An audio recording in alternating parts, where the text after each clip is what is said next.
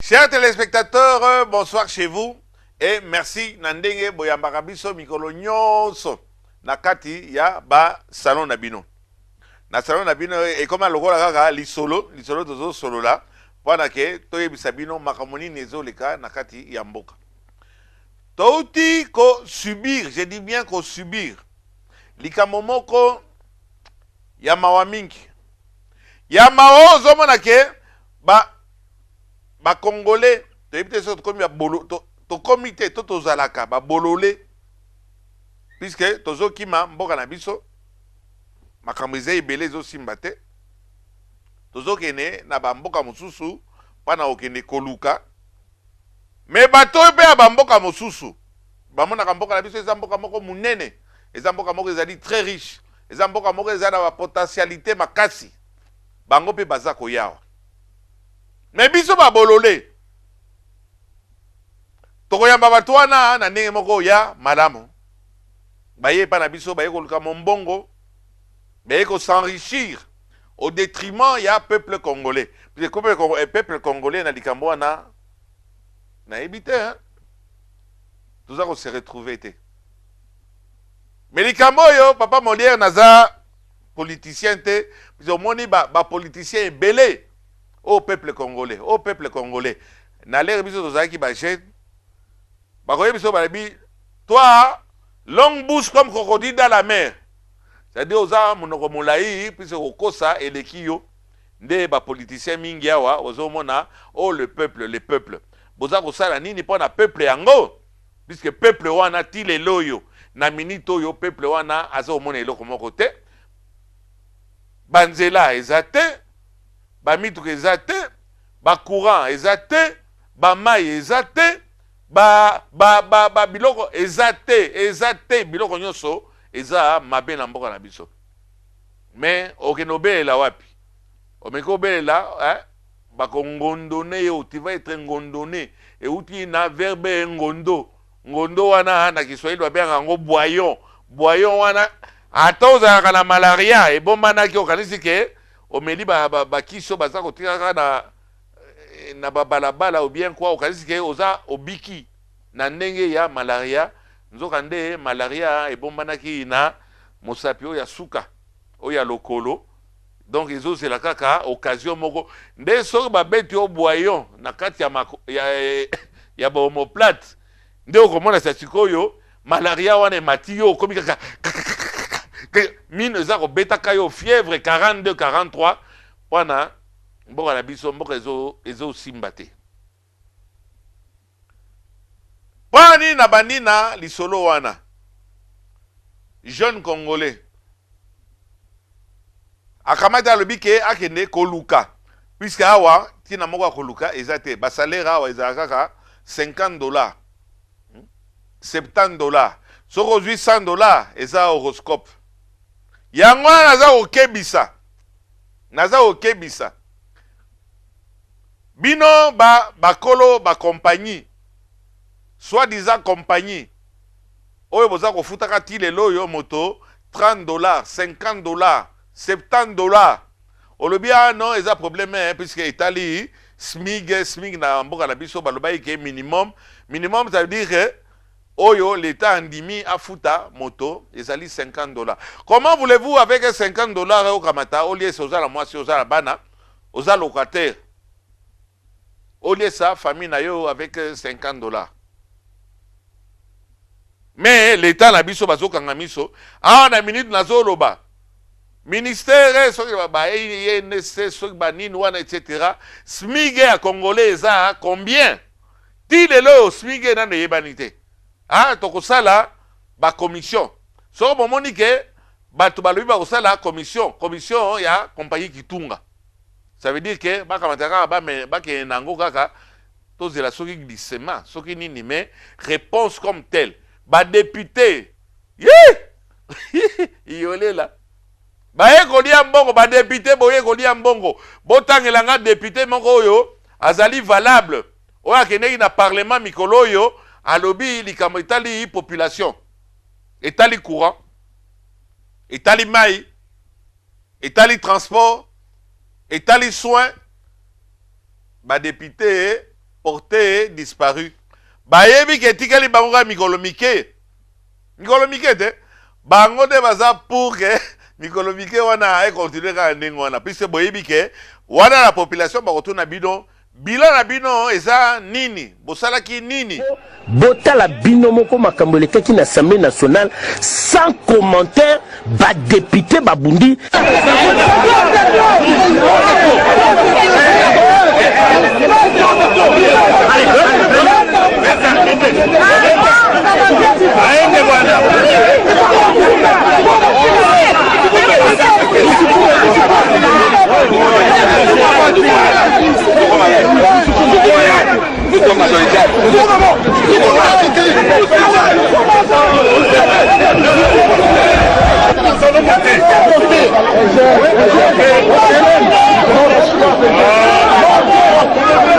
Ya solo ba acte ya bo esengeli lisusu te se répéter esika ya bato mayele oyo esengeli balobela population de bomona mingi ba okweya ti lelo di kokalani ben sécurité eza ko salema na kati ya ba ville Kinshasa masasi eza ko betaka po nini bomona ke ba député na ba ex député yoza déjà ex mozo tambolaka na soda aza na arme aza ko batela yo tu es qui tu es quoi oza ko tambolaka na soda soda wana pe oza ko laisser bien te de omona soda na poka ba mia ekamati baskaris wana eningaka mia te mia engolo banzala akamata abandolu kasi siko na kati ya quartier asote mira nani akamata abotola nani mbongo nde makambo mingi ezoleka na kati ya mboka na biso papa modiere na masolo ya lelo olingo loba nini biso obandi obeye kotongaka papa mola andimaka eloko moko te bino bakongole boza kovivre bozolanda modiere eloko nini toki ondima lelo toki ondima nani na likambo nini na niveau ya social tokondima eloko nini babomi un Congolais, babomi un jeune Congolais, babomi na Inde. Akende ko luka. Papa na ye na oto so na ye ateka soki lopango soki nini akamata lubi na investir na kati ya mwana na ngai. Kamata kende na Inde. Na Inde kuna nde visa eza kama facile. Ba frais eza kama moins cher. Kende ozongelanga na diplôme okamata oya kosunga ngai na komi mobange il y a pas longtemps eza na trahir secret moko te papa na betaki AVC na likambo wana mais à s'investir pana ne fils que moi na moko akende akamata aya sunda famille toute une famille qui se sacrifie moi na akamati ake na Inde les Indiens bino ba Indiens bozako ya en conteneur na kati ya mboka na biso vous venez par conteneur avion mobimboko mona ezala nini 3/4 ya bato baza na kati ezali ba chinois ba Indiens ba libanais bozako ya na mboka na biso bozoya na mboka na biso biso mboka na biso eza kitoko ba congolais komona 10% 20%. On ne se retrouve pas na kati ya mboka na biso. Et on vous accueille comme il le faut. Boka matana tour na bino. Bana bakero lukape pa na bino.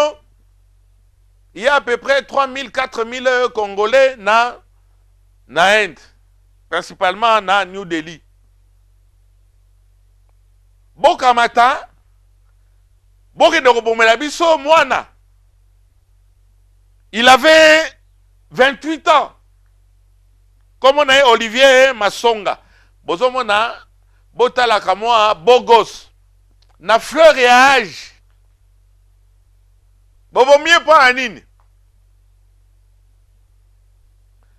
Nazo zongela, dossier wana, ils ont toujours introduction. Mais avant, on a développé en gros. Na pesa toujours comment information oyo Italie ville ya Kinshasa makamezo likepa na biso. Wa ezali kama introduction puisque dossier tozoloba tolingo banda eza dossier moko ezali sensible pour nini. Avant-hier ba indien na ville boteka kité okangaki ma magasin. Hier, bakangaki ma magasin, ba lacrymogène ebeta bi point nini. Babomi un jeune congolais. Nanani, nanana cité, na ba indien. Ba indien bazoya na mboka na biso, vous venez pas contenir. Oh, ministre emploi aza incapable ya opesa biso SMIC au moment où nous parlons. Oh, papa, on dirait à Fingaki, na fingite, na finginat. Na posé question à ministère ya travail. Ba affaires sociales et comme ça, batunion so yo baza na clic na bino. SMIC ya un Congolais, ça combien? SMIC yo golo barke minimum il faut foutre moto na l'euro ya sac à l'osso et ça na $120. Au Kamato, vous foutez $50. Mais vous êtes réaliste ou pas? Au comment on a la télévision, la télévision, vous foutez à biso ma B. Ma ministre, au moins Kamar, ou bien George Washington, Moko, vous foutez à ma bébé, Bolingi, qui est, voilà, au PC, 3 sacs à ciment, 4 sacs à l'osso, to la Sakabino. Biso peut va bololé, to la Sakabino. On est à fait apologie na bino. Ba indien boyo za na mboka na biso. Boya kozwa musala na biso. Ba indien te na ba chinois te. To kanga papa mondier. To kanga papa mondier. Ye bazo lingake akaramande na maboko de soki ya nani, soki ya nanas pona aloba la population eba. Moi on bali comme on a na kopesa bino Olivier Masonga Kintanda. Il est né à Kinshasa le 21 mai 1988. Il a 28 ans. P. Akoufi, na la veille, il y a anniversaire naé. Olivier est mort le 22. Akoufi vers entre 23h et minuit. Na New Delhi, enfin New Delhi, comme moko que Versan Kunje Kinshanga ya yomoko que ta mère est morte. Petit wana akufi ndenge nini. Auti bosala. Olivier akei poto papa na ye na kota nkomo na ye. Comme na ye ezali papa Edouard Moulenga. Papa, toutes mes condoléances. Ikabona ekwesi papa. Abeti AVC. Mwana akei pa na yekola akei kuna baza kowela nde batukutuku o ba indien bomemeli biso batukutuku ya bawewa baza kowela course azaki na moninga na ye ale bitumbe bandi wana moninga ke osoma nde cigarette bakamati Olivier babambie na se babetie mabanga lokola Marie-Madeleine, oh, na kati ya Bible. Oh, écoute, ba côté la kay balibi, oh, ya bamba mo ba libanga te akamata, atombola mosapi. Ba lapide, ba betie mabanga, nandingi moko ya kosakanati. Point ni problème à course. Ben indien misat. Moninga wana yeye moko panique, a bandi yango atumbi bougie. Wana ke obomba na soko na sima ya poubelle, soki nini. Voilà, batouana bakimi bota la ba image autozo like ça, puisque les gens là ont été repérés. Bakamati aye okuta moninga déjà assis à randa kilam le temps que police pezala ki wana le temps que ba secourir ye donc babomiye na mabangal on l'a lapidé.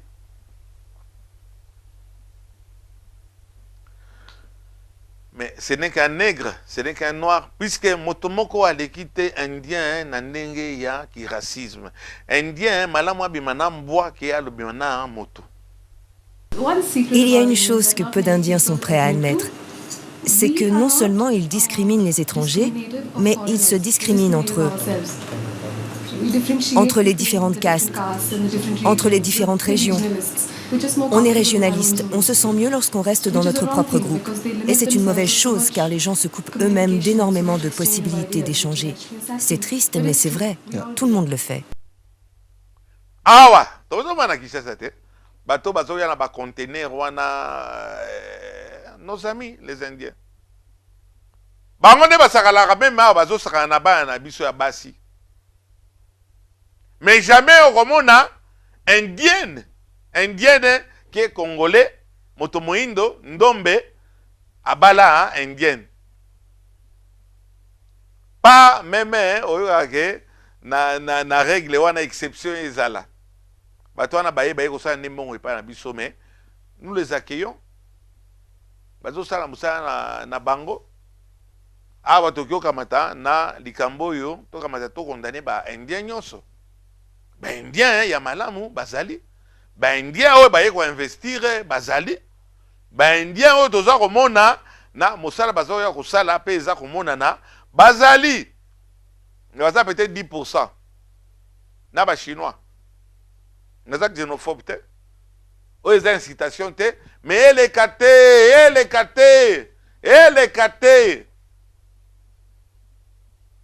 Bino ba konzo bozo traité na bango. Ko tekaka ba visa. Oh, monaki baba Molière, bato DGM. Ba pekisi nga na voyager, pas na makaba bozo ba, pas na chemise. Oh, yanga pe ça bleu. Et bando zuru ka moi ba na sa bato na ba ke no lukranga bleu de méthylène na kamata na ko tsango na kati. Ben ndio wana bazokota wapi? Bazokota à partir ya frontière. Frontière nini? Njili nini? DGM. Voilà pourquoi il faut créer la police des polices. Donc, police, moko pas na contrôler DGM. Na vivre na poto, 18 ans. Tozaki na frontière, bien sûr, service ezali. Na pembeni, il y avait la police des polices. On appelait ça la police des étrangers. DGM a cause a été azaye moko jugé parti. Il faut pas créer un système moko puisque ndenge ba indien na ba paya mususu batondi pa na biso to boité. On a besoin d'ingénieur bani carreleur auti na Inde. Cuisinier auti na Inde. Nazana kanda Congo. Congo na za susu na valerte. Bomuna ngata mobimba boye bisho kumulini ya mokili. Oyi mokili mobimba yebi nsala confiance. Oh, nazana kanda Congo. Awa bazoba mabino mabanga te, bazoba mabino te. Et pas na biso bakamata bobomeli biso un jeune 28 ans akende oluka kuna puisque na Inde makamoni nezolika.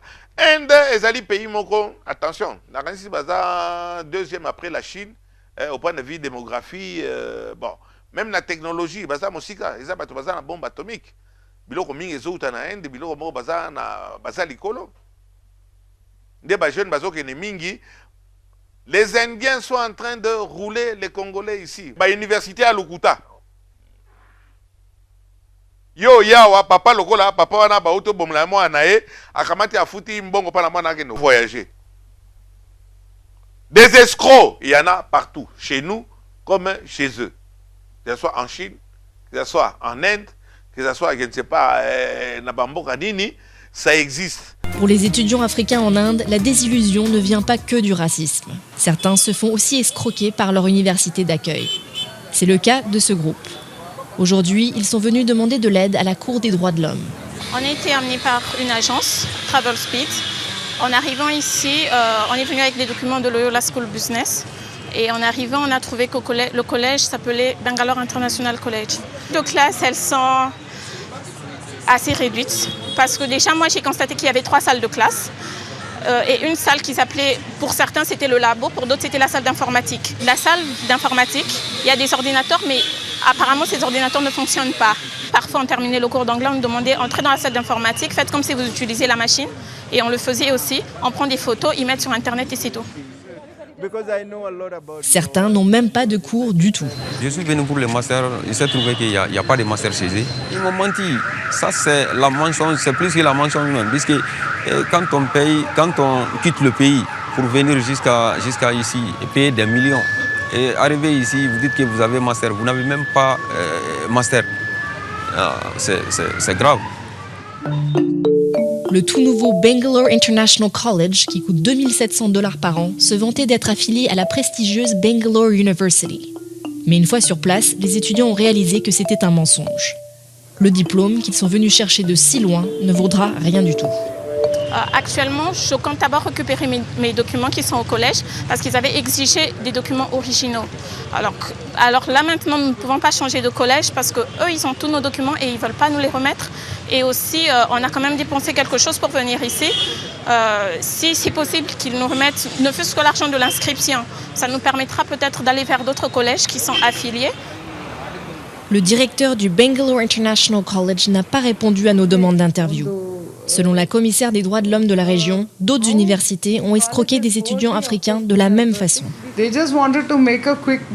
Ils voulaient juste gagner de l'argent facile sur le dos de ceux qui s'inscrivaient. Ce doit être un modus operandi. Ils vont dans des pays africains et puis ils font venir les étudiants. Certains étudiants ne parlent même pas anglais. Ils ne parlent que français.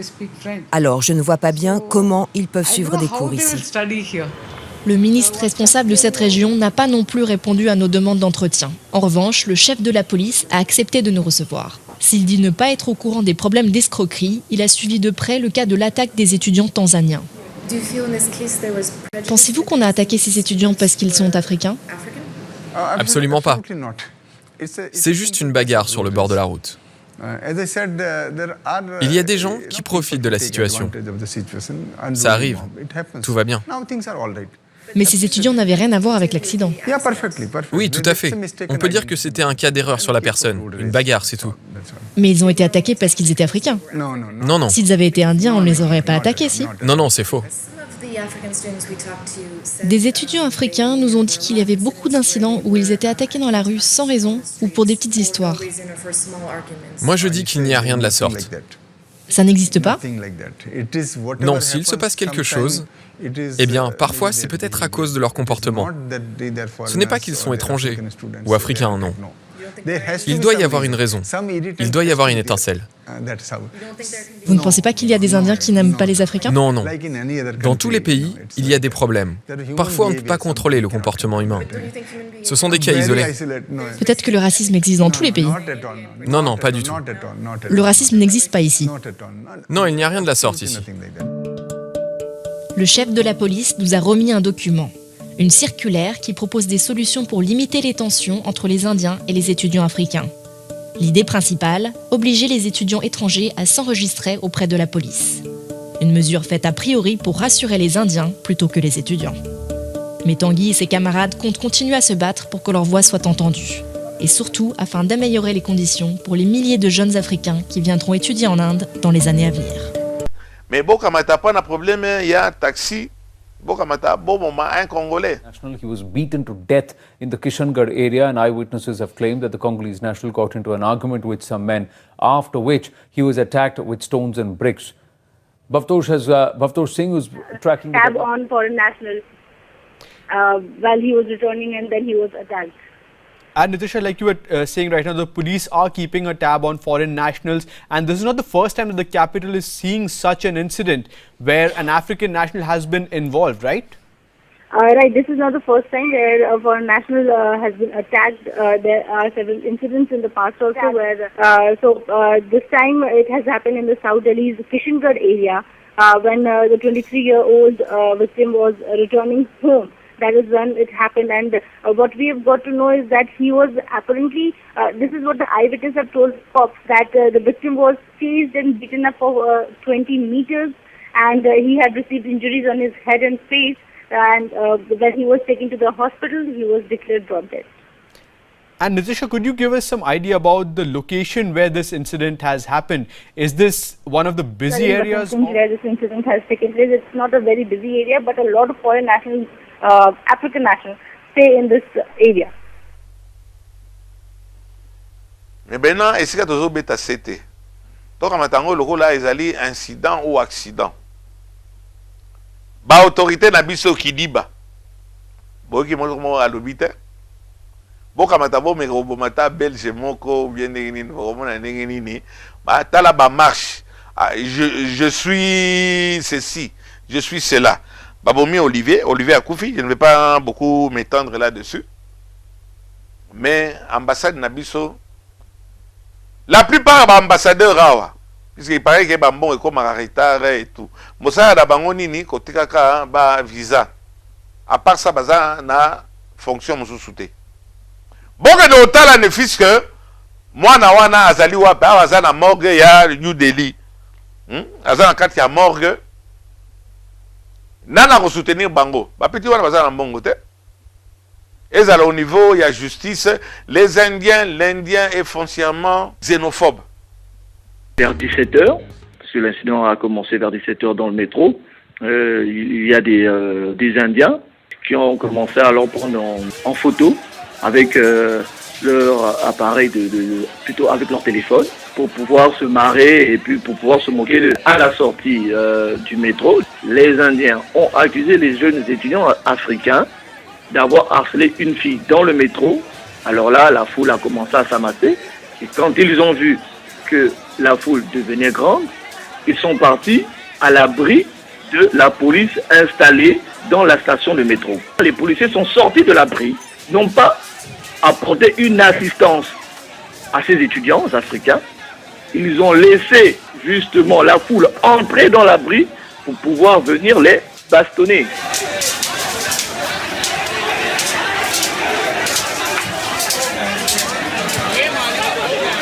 Voilà, on leur a mis des chaises, des éclats de glace, justement, qui leur ont donné des entailles à la tête, aux bras, etc.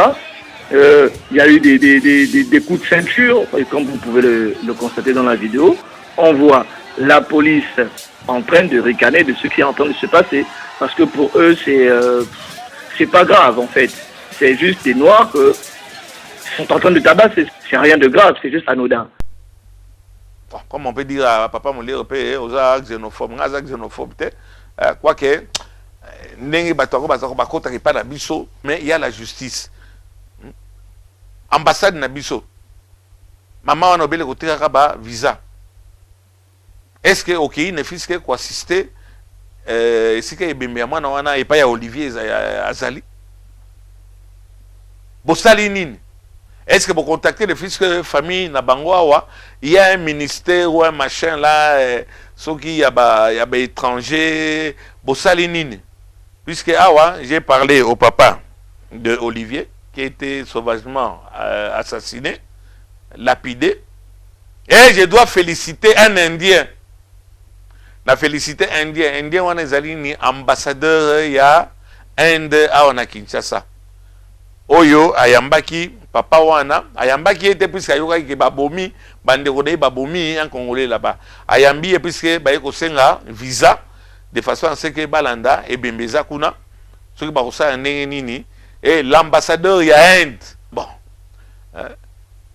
ambassadeur ya Inde ayambi bango na cadre puisque ayebi bien que ba indien bazali awa afutisi bango visa te mais c'est malheureux monsieur l'ambassadeur.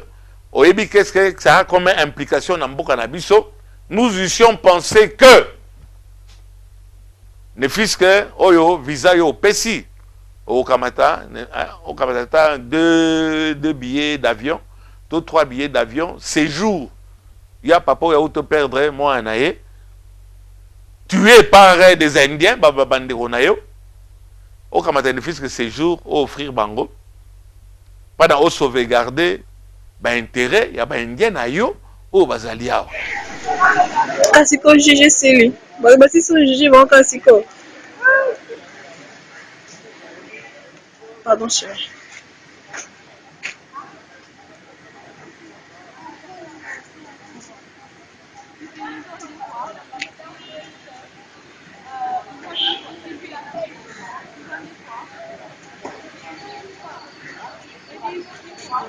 Parce que m'a aidé à ça millions de mais là bon mais wa ba on se ba ko sama na bisma oui ba mais wa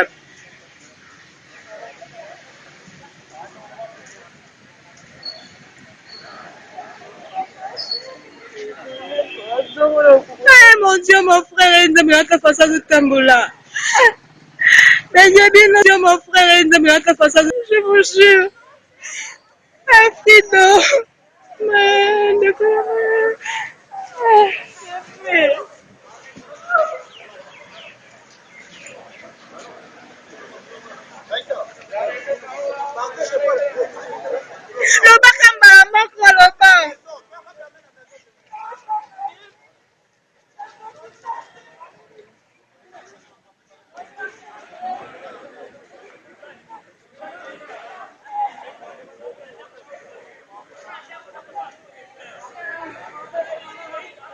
pas bilo nyonso bakanga bandaku.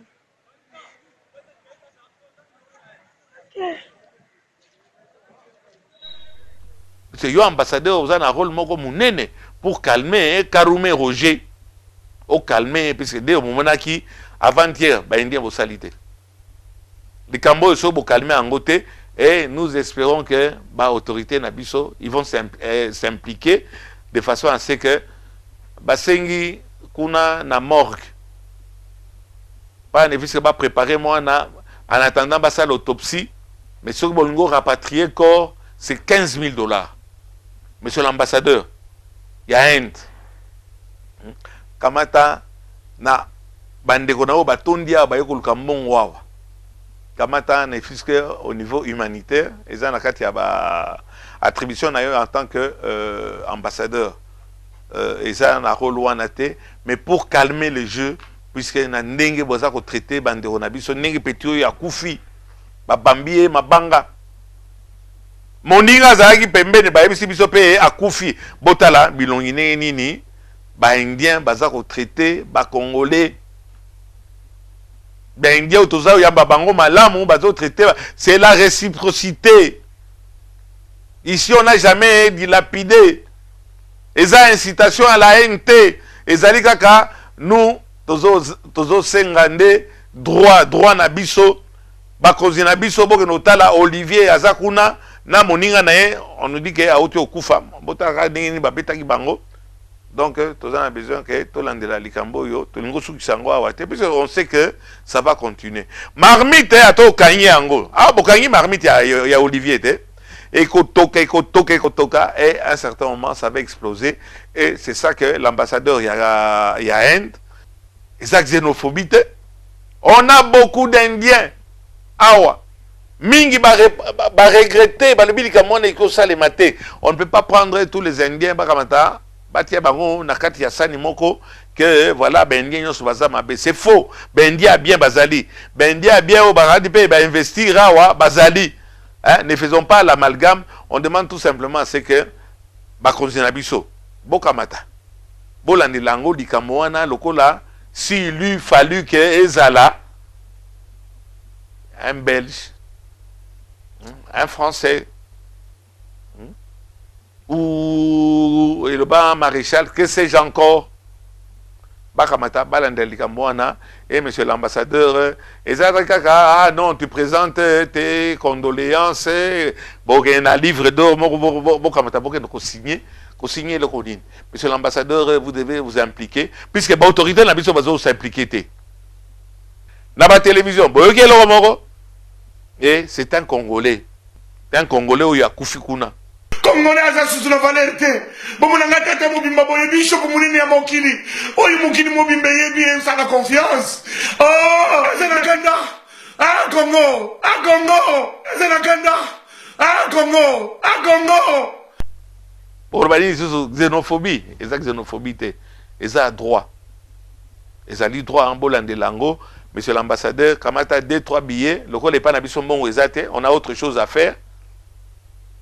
On a autre chose à faire, mon réseau moi en athée, kamata ne fût que pas par humanisme, tout simplement pas na au calmer les jeux, karume les jeux, kamata famille wana bakende, ba mona moi na bango, ba kamata bazo ba disposition pour na mona wana kamata azonga wa na frère na bino puis bande na bino de babomiye, boza ko bomela ka biso ba na kuna bakende ko luka, technologie etc. bozo l'Indien est très raciste. Mais ce n'est pas grave.